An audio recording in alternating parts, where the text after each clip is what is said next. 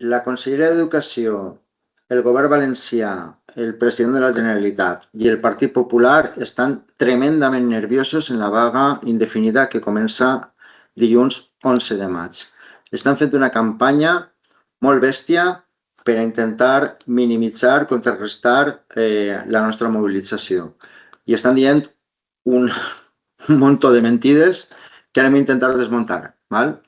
Per començar, la llei de llibertat educativa. La llei de llibertat educativa no és més llibertat. La llei de llibertat educativa, mal anomenada llibertat educativa, el que pretén és, el que ha pretès és i ha aconseguit enfrontar famílies i crear un caos organitzatiu en els centres educatius després de la consulta de l'any passat.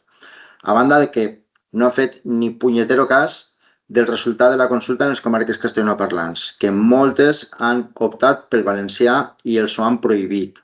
A banda de que la mal anomenada llei de llibertat educativa diu moltes coses més contra el valencià, com llevar requisits lingüístics i altres accions.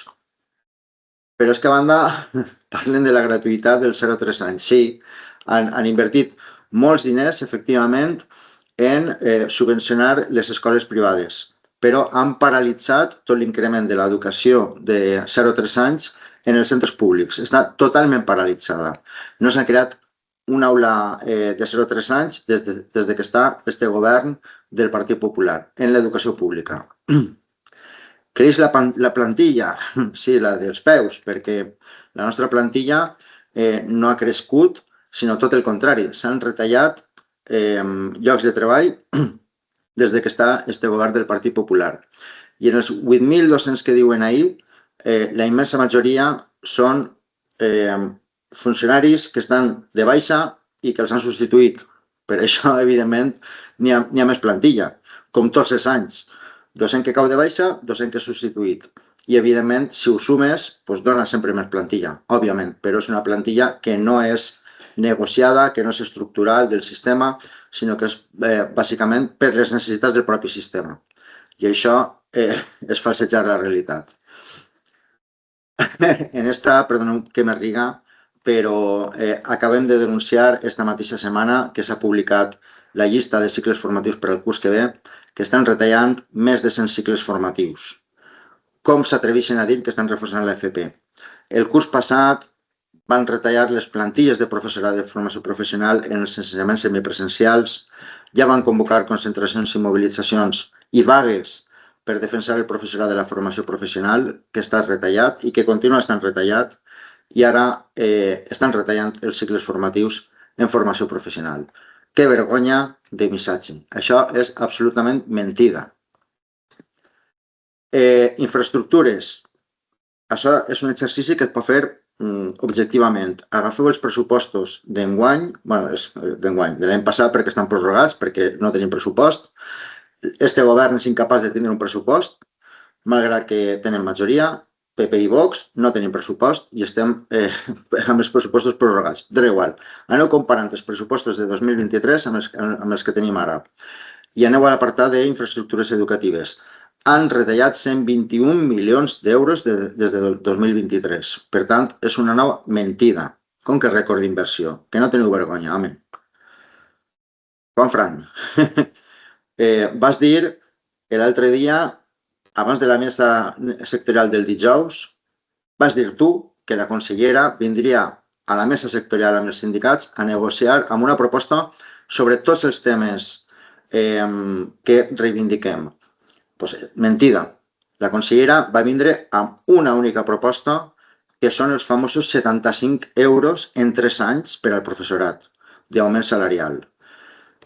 Ningú altre tema més. Per tant, si es va parlar, sembla que es va parlar de la burocràcia, però davant d'esta vergonya de proposta, l'STPB va abandonar la mesa.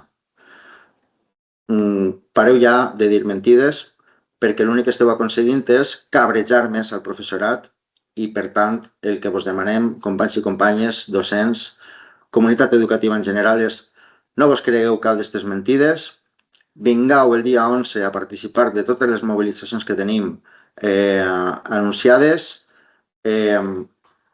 i hem de fer més pressió per a aquest nerviosisme i aquesta preocupació que tinga la Conselleria, el Govern i el President de la Generalitat se transformen finalment en una negociació real i efectiva per aconseguir aquestes millores que estem demanant, que en definitiva són millores per al nostre alumnat. Estem demanant el nostre increment salarial, òbviament. Des de fa 20 anys que no tenim cap increment salarial autonòmic i, per tant, ens correspon compensar aquesta pèrdua de poder adquisitiu. Però el que estem demanant és baixada de ràtios per atendre millor el nostre alumnat, reducció de la burocràcia per atendre millor el nostre alumnat, més plantilla per atendre millor el nostre alumnat, millors infraestructures per a treballar dignament i que el nostre alumnat estiga en uns centres educatius dignes. En definitiva, millor atenció al nostre alumnat en valencià, perquè és una llengua d'oportunitats i este govern el que s'està fent és retallar totes aquestes millores. Vinga, companys i companyes, dilluns en la pàgina web del sindicat teniu una pàgina específica sobre totes les accions que se duran a terme durant aquesta vaga indefinida. També hem posat autobusos a la disposició del professorat per al divendres 15 de maig, en què hem de fer una grandíssima manifestació a València Ciutat per a demostrar-li a este govern que el que volem és millores per a l'ensenyament públic. No aquestes retallades, no aquestes mentides, sinó que el que volem és millores. Moltes gràcies, companys, i endavant, perquè anem a guanyar aquesta batalla.